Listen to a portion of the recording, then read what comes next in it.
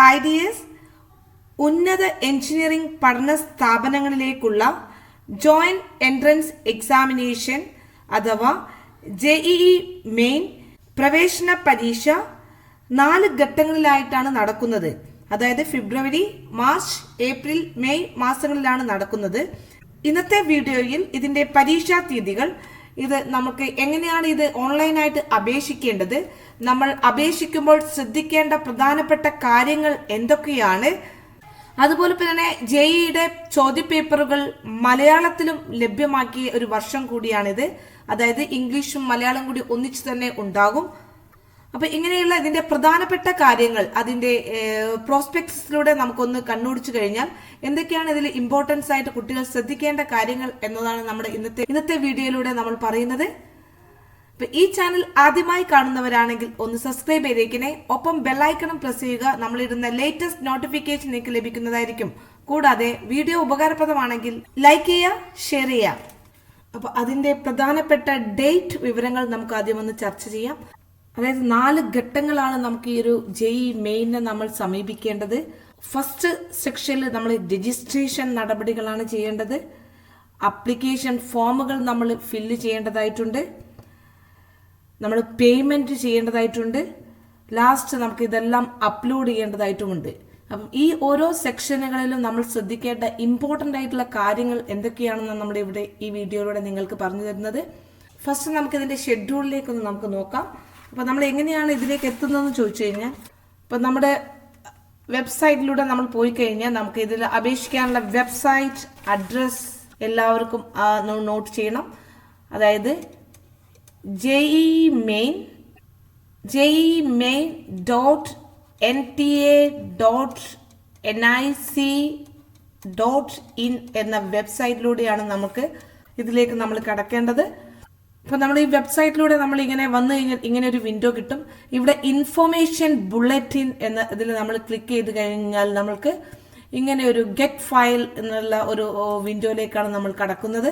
അപ്പൊ ഇവിടെ നമുക്ക് സ്ക്രോൾ ചെയ്ത് കഴിഞ്ഞാൽ എല്ലാ ഇൻഫോർമേഷൻസും ഈ ഒരു വിൻഡോയിൽ ഉണ്ട്.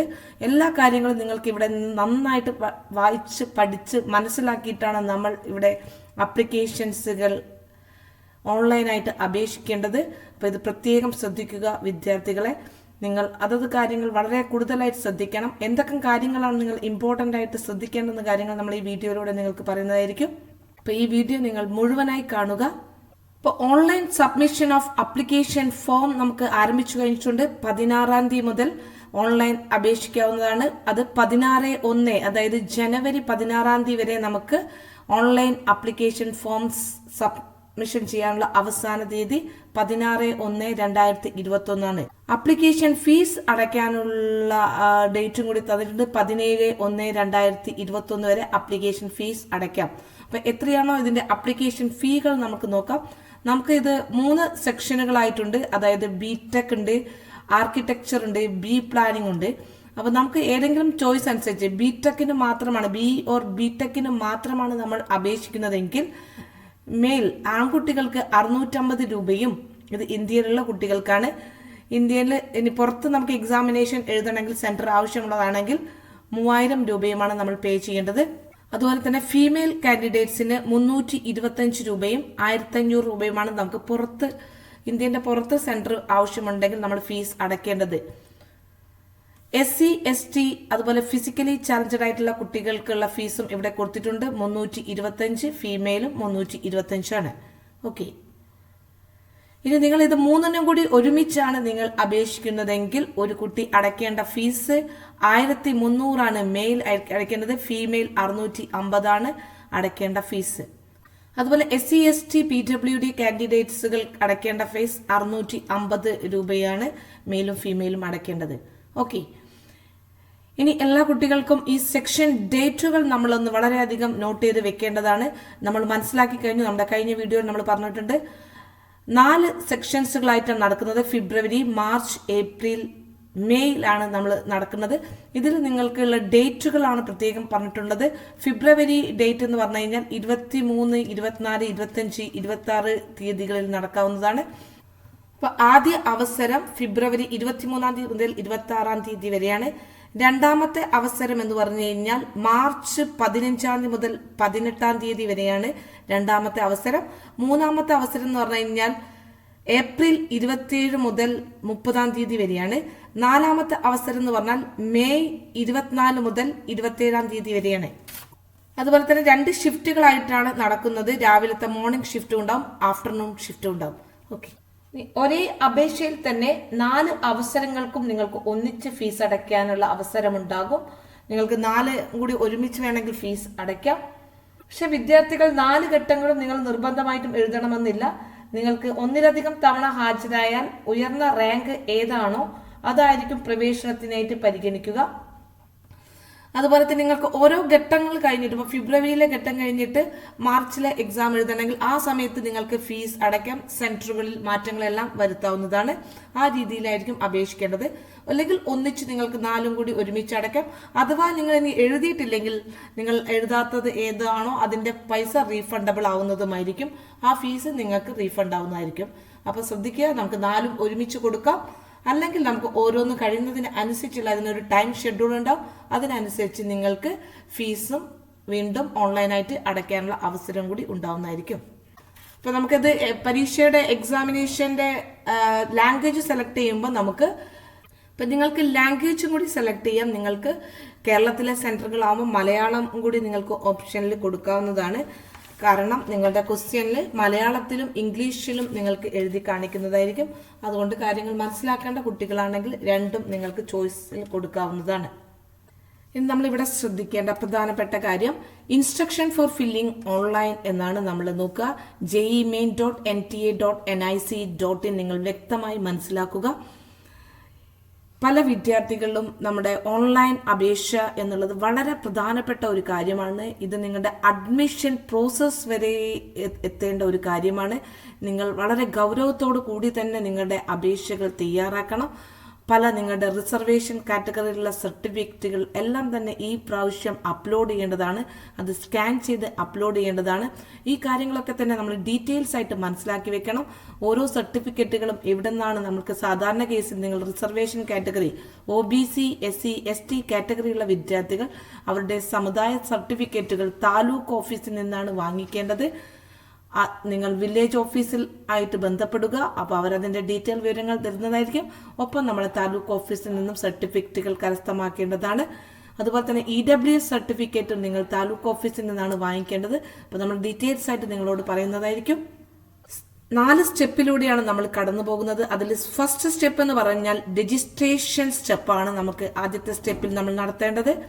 അപ്പൊ ഇതിന്റെ ഒരു പ്രധാനപ്പെട്ട കാര്യം നമ്മൾ ഇവിടെ ശ്രദ്ധിക്കേണ്ടത് ഒരു ഇമെയിൽ ID നിങ്ങൾക്കുണ്ടായിരിക്കണം. അതായത് നിങ്ങൾക്ക് എന്ത് കാര്യങ്ങളും ഇനി ഇമെയിൽ ആയിട്ടായിരിക്കും നിങ്ങൾക്ക് ഇൻഫോർമേഷൻസ് ഒക്കെ നൽകുന്ന സമയത്ത് വാലിഡ് ആയിട്ടുള്ള ഒരു ഇമെയിൽ ID ഉണ്ടായിരിക്കണം.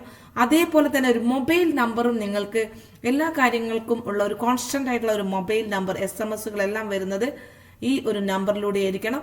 അതിനനുസരിച്ചുള്ള നമ്പർ തന്നെ നിങ്ങൾ കൊടുക്കേണ്ടതാണ്. ഇതാണ് ഫസ്റ്റ് സ്റ്റെപ്പില്. ഈ കാര്യങ്ങളിലെല്ലാം തന്നെ നിങ്ങളുടെ എല്ലാ ഡീറ്റെയിൽസുകളും വളരെ കറക്റ്റ് ആയിരിക്കണം. നിങ്ങളുടെ name, fathers name, mothers name, എല്ലാ കാര്യങ്ങളും രജിസ്ട്രേഷനിൽ കറക്റ്റ് ആയിരിക്കണം. നിങ്ങളുടെ ഒരു ID പ്രൂഫ് എന്താണോ നിങ്ങൾ എക്സാമിന്റെ സമയത്ത് ഹാജരാക്കേണ്ടതുണ്ട്. ആ ID പ്രൂഫിൽ ഉള്ള അതേ കാര്യങ്ങളൊക്കെ തന്നെ നിങ്ങൾക്ക് ഉണ്ടായിരിക്കണം. ഇപ്പൊ ആധാർ കാർഡാണ് ID എങ്കിൽ അതിൽ പഴയ അഡ്രസ്സൊക്കെ ആണെങ്കിൽ നിങ്ങൾക്കത് മാറ്റിയിട്ട് പുതിയതാക്കി പുതുക്കി കിട്ടാവുന്ന ഒരു അവസരമുണ്ട്. അതും കൂടി ഉപയോഗിച്ച് നിങ്ങൾ ഇത് ചെയ്താൽ മതി. നിങ്ങൾ എന്താണോ ID പ്രൂഫായിട്ട് കൊടുക്കുന്നത് അതിൽ നിങ്ങൾ കറക്റ്റ് ഇൻഫോർമേഷൻസ് ഉണ്ടായിരിക്കണം. അതേ ഒരു ഇൻഫോർമേഷൻ തന്നെയായിരിക്കണം ഇവിടെ നിങ്ങൾക്ക് അപേക്ഷിക്കുമ്പോൾ ഉണ്ടാകുന്നത്. അല്ലാത്ത പക്ഷം നമുക്കത് ഇൻഫോർമേഷൻസ് ഒക്കെ മാറുന്ന സമയത്ത് പല ടെൻഷൻസുകളൊക്കെ ഉണ്ടാകും. അത് നിങ്ങളുടെ എക്സാമിനേഷനെ ബാധിക്കുന്നതായിരിക്കും. പ്രിയ വിദ്യാർത്ഥികൾ അത് പ്രത്യേകം ശ്രദ്ധിക്കുക. രണ്ടാമത്തെ സ്റ്റെപ്പിൽ നിങ്ങൾ ചെയ്യേണ്ടത് അപ്ലിക്കേഷൻസ് ഫോം ഫില്ലപ്പ് ചെയ്യുക എന്നുള്ളതാണ്. ഫോം ഫില്ലിംഗ് അപ്ലിക്കേഷൻസ് ഫോമാണ്. മൂന്നാമത്തെ സ്റ്റെപ്പിൽ അപ്ലോഡ് സ്കാൻഡ് ഇമേജസ് നമ്മൾ സ്കാൻ ചെയ്യേണ്ടതാണ്. അതിൽ പ്രധാനപ്പെട്ട ഒരു കാര്യമാണ് ഫോട്ടോഗ്രാഫ്. നിങ്ങളുടെ ഫോട്ടോഗ്രാഫ് എപ്പോഴും നിങ്ങൾ കളറോ ബ്ലാക്ക് ആൻഡ് വൈറ്റോ ഫോട്ടോ എടുത്താൽ അതിന്റെ ബാക്ക്ഗ്രൗണ്ട് വൈറ്റ് കളർ ആയിരിക്കണം. കൂടാതെ 80% നിങ്ങളുടെ ഫേസ് കാണണം. ഒരു മാസ്കോ ഒന്നും ഉണ്ടാവാൻ പാടില്ല. പിന്നെ നിങ്ങൾക്ക് ഇൻക്ലൂഡിങ് നിങ്ങളെ ഇയേഴ്സ് നിങ്ങൾ കാണേണ്ട രീതിയിലാണ്. ചെവി കണ്ടുകൊണ്ട് തന്നെ ഫോട്ടോ എടുക്കണം. 80% ഫേസും ഉണ്ടായിരിക്കണം. അത് പ്രത്യേകം ശ്രദ്ധിക്കുക. ബാക്ക്ഗ്രൗണ്ട് വൈറ്റ് ആയിരിക്കണം. അത് നിങ്ങൾക്ക് ഇപ്പോൾ ഉള്ള റീസെന്റ് ആയിട്ടുള്ള ഫോട്ടോ നിങ്ങൾ അതിന് വേണ്ടിയിട്ട് തന്നെ എടുക്കേണ്ടതാണ്. അതിന്റെ ഫയൽ സൈസ് ഇവിടെ പറയുന്നുണ്ട് 10 KB to 200 KB ആണ്. അതുപോലെ തന്നെ സിഗ്നേച്ചറിന്റെ കാര്യവും പ്രത്യേകം പറയുന്നുണ്ട്. അത് നിങ്ങളുടെ signature size 4 KB to 30 KB ആണ്.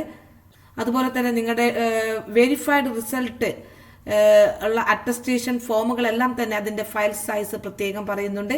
അതുപോലെ കാറ്റഗറി സർട്ടിഫിക്കറ്റ് ഞാൻ നിങ്ങളോട് പറഞ്ഞു, പ്രത്യേകിച്ച് നമ്മൾ താലൂക്ക് ഓഫീസിൽ നിന്നാണ് നമ്മുടെ കാറ്റഗറി സർട്ടിഫിക്കറ്റുകൾ ഹാജരാക്കേണ്ടത്. അത് പ്രത്യേകം ശ്രദ്ധിക്കുക. വില്ലേജ് ഓഫീസിൽ കിട്ടുന്നത് ചിലപ്പോൾ വാലിഡ് ആവില്ല. നമ്മുടെ കേരളയിലെ അഡ്മിഷൻ പോലെയല്ല ഓൾ ഇന്ത്യ ലെവലിൽ അഡ്മിഷൻ നടക്കുന്നത്. അതുകൊണ്ട് തന്നെ താലൂക്ക് ഓഫീസിൽ നിന്നാണ് നിങ്ങൾ നിങ്ങളുടെ SC ST ഇനി OBC വിഭാഗക്കാർക്ക് നോൺ ക്രീമിലിയർ സർട്ടിഫിക്കറ്റും കൂടി ഹാജരാക്കണം. അതിന്റെ റൂൾസ് കാര്യങ്ങളൊക്കെ തന്നെ നിങ്ങൾ വില്ലേജ് ഓഫീസുമായിട്ട് ബന്ധപ്പെട്ടാൽ നിങ്ങൾക്ക് ലഭിക്കുന്നതായിരിക്കും. ഒപ്പം തന്നെ EWS സർട്ടിഫിക്കറ്റുകളും നിങ്ങൾ ഈ ഒരു താലൂക്ക് ഓഫീസിൽ നിന്ന് തന്നെ കരസ്ഥമാക്കണം. അതിന്റെ തന്നെ സൈസും പ്രത്യേകം പറയുന്നുണ്ട്. 50 KB മുതൽ 300 KB സൈസിലാണ് നിങ്ങളിത് അപ്ലോഡ് ചെയ്യേണ്ടത്. ഓക്കെ, ഇനി അതേപോലെ തന്നെയാണ് ഫിസിക്കലി ചാലഞ്ചഡ് ആയിട്ടുള്ള കുട്ടികളുടെ സർട്ടിഫിക്കറ്റുകളും ഇതേപോലെ തന്നെ നിങ്ങൾക്ക് 40% കൂടുതലാണെങ്കിൽ നിങ്ങൾക്ക് ഇതിന്റെ സർട്ടിഫിക്കറ്റ് നിങ്ങൾക്ക് ലഭിക്കുന്നതായിരിക്കും. ഇതെല്ലാം നിങ്ങൾക്ക് ഓരോ ഘട്ടം ഘട്ടമായിട്ട് ചെയ്തു കഴിഞ്ഞാൽ മതി. ആദ്യം നിങ്ങൾ സർട്ടിഫിക്കറ്റ് കാര്യങ്ങളെല്ലാം തന്നെ കരസ്ഥമാക്കുക. ആദ്യം നിങ്ങൾ രജിസ്ട്രേഷൻ പ്രോസസ് കഴിഞ്ഞ് നിർത്തി അടുത്ത ദിവസങ്ങളിലായിട്ട് സർട്ടിഫിക്കറ്റുകൾ അപ്ലോഡിംഗ് നടത്തിയാൽ മതി. പിന്നീട് അടുത്ത ഘട്ടത്തിലായിട്ട് ഫീസ് പേയ്മെന്റ് ആണ്. നിങ്ങൾക്ക് ഓൺലൈൻ ആയിട്ടുള്ള പേയ്മെന്റ് ഡീറ്റെയിൽസുകൾ ഇവിടെ പറഞ്ഞിട്ടുണ്ട്. അത് ചെയ്യാവുന്നതാണ്. എല്ലാം ഒരുമിച്ച് ചെയ്യാവുന്നതാണ്, പക്ഷെ സസൂക്ഷ്മം മാത്രമേ ചെയ്യാൻ സാധിക്കുകയുള്ളൂ. ലാസ്റ്റ് നിങ്ങൾ എല്ലാം കഴിഞ്ഞ് കഴിഞ്ഞാൽ സേവും കൺഫർമേഷൻ പേജ് നിങ്ങൾ പ്രിന്റ് ഔട്ട് എടുത്ത് വെക്കേണ്ടതാണ്. അപ്പോൾ പ്രത്യേകം ശ്രദ്ധിക്കുക, നിങ്ങൾക്ക് എല്ലാ കാര്യങ്ങളും കറക്റ്റായിട്ട് വളരെ ഗൗരവത്തോടെ ചെയ്യണം. നിങ്ങളുടെ റിസർവേഷൻ കാര്യങ്ങളൊക്കെ തന്നെ പിന്നീട് നിങ്ങൾക്ക് എന്തെങ്കിലും മിസ്റ്റേക്കുകൾ വരാറുണ്ട്. സാധാരണ ഒരുപാട് കുട്ടികൾക്ക് കാറ്റഗറിയിൽ വരാതിരിക്കാറുണ്ട്. അതുകൊണ്ട് തന്നെ നിങ്ങൾ പല പ്രൈവറ്റ് ഏജൻസികളെയും ഏൽപ്പിച്ചു കഴിഞ്ഞാൽ നിങ്ങളുടെ ഉത്തരവാദിത്തം കൂടുതൽ അതിലുണ്ടായിരിക്കണം. അതുകൊണ്ട് തന്നെ വളരെയധികം ശ്രദ്ധിക്കുക. അപ്പൊ ഇതെല്ലാം നടത്തുന്നത് നാഷണൽ ടെസ്റ്റിംഗ് ഏജൻസി ആയ NTA ആണ് എക്സാമിനേഷൻ ഒക്കെ നടത്തുന്നത്. അത് കഴിഞ്ഞിട്ട് അഡ്മിഷൻ പ്രോസസ്, നമ്മുടെ ഓപ്ഷൻ രജിസ്ട്രേഷൻ പ്രോസസ്സുകളൊക്കെ ചെയ്യുന്നത് ജോഷയാണ്. നമ്മൾ അതിലേക്കൊക്കെ തന്നെ ഡീറ്റെയിൽസ് ആയിട്ട് വരുന്നതായിരിക്കും. ഇവിടെ നമുക്ക് സെലക്ട് ചെയ്യാവുന്ന ലാംഗ്വേജസ് നമ്മൾ നോക്കുക. നിങ്ങൾക്ക് ഇംഗ്ലീഷും മലയാളവും കൂടി ഒരുമിച്ചുള്ളത് കേരളയിലാണ് നിങ്ങൾ എക്സാം എഴുതുന്നതെങ്കിൽ ഈ 2 ലാംഗ്വേജും നിങ്ങൾക്ക് ഒരുമിച്ച് സെലക്ട് ചെയ്യാവുന്നതാണ്. അതും പ്രത്യേകം നോട്ട് ചെയ്യാം. പാറ്റേൺ ഓഫ് എക്സാമിനേഷൻ പ്രത്യേകം ശ്രദ്ധിക്കുക. നമുക്ക് അറിയാവുന്നതാണ്, നമ്മുടെ മാത്തമാറ്റിക്സ്, ഫിസിക്സ്, കെമിസ്ട്രി സബ്ജക്റ്റുകളിൽ നമുക്ക് 2 സെക്ഷൻ ആയിട്ടാണുള്ളത്. Section A, section B. Section Aയിൽ നമുക്ക് MCQ ക്വസ്റ്റ്യൻസ് ആണ് ഉണ്ടാവുന്നത്. അതായത് മൾട്ടിപ്പിൾ ചോയ്സ് ക്വസ്റ്റ്യൻസ് ആണ് ഉണ്ടാവുന്നത്. അത് 20 ക്വസ്റ്റ്യൻസും കമ്പൽസറി ക്വസ്റ്റ്യൻസ് ആണ്. ഇനി സെക്ഷൻ Bയിലുള്ള ക്വസ്റ്റ്യൻസ് എന്ന് പറഞ്ഞു കഴിഞ്ഞാൽ ന്യൂമറിക്കൽ പാർട്സ് ആണ്. ന്യൂമറിക്കൽ ക്വസ്റ്റ്യൻസ് ആണ് ഉണ്ടാവുന്നത്.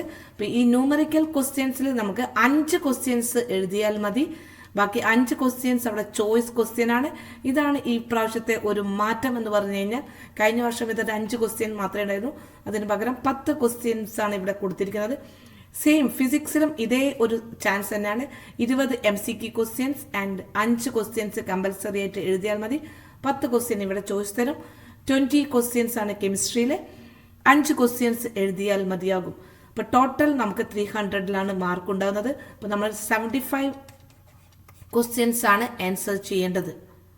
അപ്പൊ മാർക്കിംഗ് സ്കീമും കൂടി നമുക്ക് നോക്കാവുന്നതാണ്. MCQ ക്വസ്റ്റ്യൻസിന് കറക്റ്റ് ആൻസർ ഫോർ ബെസ്റ്റ് ആൻസറിന് 4 മാർക്കാണ്.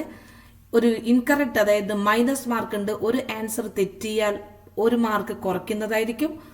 അതുപോലെ തന്നെ നിങ്ങൾ ആൻസർ ചെയ്യാതിരിക്കുകയാണെങ്കിൽ അതിൽ മാർക്കൊന്നും കുറയ്ക്കില്ല. അതായത് നിങ്ങൾക്ക് അറിയാവുന്ന ആൻസേഴ്സ് മാത്രമേ എഴുതാൻ പറ്റുള്ളൂ. കറക്റ്റ് ആൻസറിന് 4 മാർക്കാണ്. ഇനി അതുപോലെ തന്നെ നമ്മുടെ ന്യൂമറിക്കൽ ക്വസ്റ്റ്യൻസിനാണെങ്കിൽ കറക്റ്റ് ആൻസറിനും 4 മാർക്കാണ്. ഇവിടെ പ്രത്യേകം ശ്രദ്ധിക്കുക, ന്യൂമറിക്കൽ തെറ്റിക്കഴിഞ്ഞാൽ നിങ്ങൾക്ക് എന്തുണ്ട്, നെഗറ്റീവ് മാർക്സ് ഇല്ല. അവിടെ നോ മാർക്സ് ആണ്. നിങ്ങൾ ഇനി എഴുതാതെ ഇരുന്നാലും അവിടെ മാർക്ക് പോവില്ല. അതുകൊണ്ട് തന്നെ നിങ്ങൾക്ക് ഇതിൽ അപ്പിയർ ചെയ്യാവുന്നതാണ്. നിങ്ങൾക്ക് അറിയാവുന്ന ക്വസ്റ്റ്യൻസ് ഒക്കെ തന്നെ എഴുതാവുന്നതാണ്. അവിടെ ഒരു നെഗറ്റീവ് മാർക്ക് വരാത്തതുകൊണ്ട് ഇതിനെ ധൈര്യപൂർവ്വം നിങ്ങൾക്ക് സമീപിക്കാവുന്നതാണ്. ഇനി വേറൊരു പ്രധാനപ്പെട്ട ഒരു കാര്യം കൂടി ഇവിടെ നോട്ട് ചെയ്തിട്ടുണ്ട്. നിങ്ങളുടെ ടൈ എങ്ങനെയാണ് ബ്രേക്ക് ചെയ്യുക, അതായത് സെയിം മാർക്ക് കിട്ടിക്കഴിഞ്ഞാൽ ടൈ ബ്രേക്കിംഗ് എങ്ങനെയാണെന്ന് നമ്മൾ നോക്കാവുന്നതാണ്. അവിടെ NTA സ്കോർ ഇൻ മാത്തമാറ്റിക്സ് ആണ് ആദ്യം നോക്കുന്നത്, അത് കഴിഞ്ഞിട്ട് ഫിസിക്സ് സ്കോറാണ്, അത് കഴിഞ്ഞിട്ട് കെമിസ്ട്രി സ്കോറാണ്. ഇതെല്ലാം തന്നെ ഈക്വൽ മാർക്കാണെങ്കിൽ എന്താണ് നോക്കുക, candidates having lesser ratio of negative, അതായത് നിങ്ങൾ നെഗറ്റീവ് മാർക്ക് കുറഞ്ഞിട്ടുള്ള ഏറ്റവും കുറഞ്ഞിട്ടുള്ള കുട്ടികളെയാണ് പരിഗണിക്കുന്നത്. അതുകൊണ്ട് തന്നെ കുട്ടികളെ കറക്കി കുത്തൽ ഒന്നും നടക്കില്ല. നെഗറ്റീവ് മാർക്ക് ഏറ്റവും കുറവുള്ളവരെയും മുന്നോട്ട് പരിഗണിക്കുന്നതായിരിക്കും. വളരെ പ്രധാനപ്പെട്ട ഒരു കാര്യമാണ്. അപ്പം നെഗറ്റീവ് മാർക്കുകൾ നമ്മൾ പ്രത്യേകം ശ്രദ്ധിക്കുക. ഇനി സിലബസിനെ കുറിച്ചൊന്നും ഡിഡക്ഷനെ കുറിച്ചൊന്നും ഡീറ്റെയിൽസ് ആയിട്ട് പറഞ്ഞിട്ടില്ല. അതായത് JEE മെയിൻ്റെ വെബ്സൈറ്റിൽ ഉണ്ടെന്ന് മാത്രമാണ്. അപ്പം നിങ്ങളത് മനസ്സിലാക്കുക. അതുപോലെ തന്നെ ഡിഫറെൻറ്റ് സ്റ്റേറ്റുകളിലെ സിലബസ് റിഡക്ഷൻസ് ഒക്കെ ഉണ്ടാകാം, പക്ഷേ അതിനുള്ള ചോയ്സ് ക്വസ്റ്റ്യൻസ് ഉണ്ടാകുമെന്ന് മാത്രമേ ഉള്ളൂ സിലബസ് ഡീറ്റെയിൽസുകൾ പറയുന്നത്. അപ്പോൾ എങ്ങനെയാണ് നമുക്ക് ഫോം എങ്ങനെ കറക്റ്റായിട്ട് ഫില്ല് ചെയ്യാം, ഈ കാര്യങ്ങളൊക്കെ തന്നെ നമ്മൾ സ്റ്റെപ്പ് ബൈ സ്റ്റെപ്പായിട്ട് നമ്മുടെ വീഡിയോയിലൂടെ നൽകുന്നതായിരിക്കും. അതുകൊണ്ട് തന്നെ ഈ ചാനൽ ഇതുവരെ സബ്സ്ക്രൈബ് ചെയ്യാത്തവരാണെങ്കിൽ ദയവ് ചെയ്തൊന്ന് സബ്സ്ക്രൈബ് ചെയ്തേക്കണേ. ഒപ്പം തന്നെ ബെല്ലൈക്കണും പ്രസ് ചെയ്യുക. നമ്മളിടുന്ന ലേറ്റസ്റ്റ് നോട്ടിഫിക്കേഷൻ നിങ്ങൾക്ക് ലഭിക്കുന്നതായിരിക്കും. കൂടാതെ നിങ്ങളുടെ ലൈക്കും നമുക്ക് വളരെ വളരെ അത്യാവശ്യമാണ്, നമുക്കൊരു മോട്ടിവേഷനും കൂടിയാണ്. അതുകൊണ്ട് തന്നെ ലൈക്ക് ചെയ്യുക, ഷെയർ ചെയ്യുക. Thank you for watching.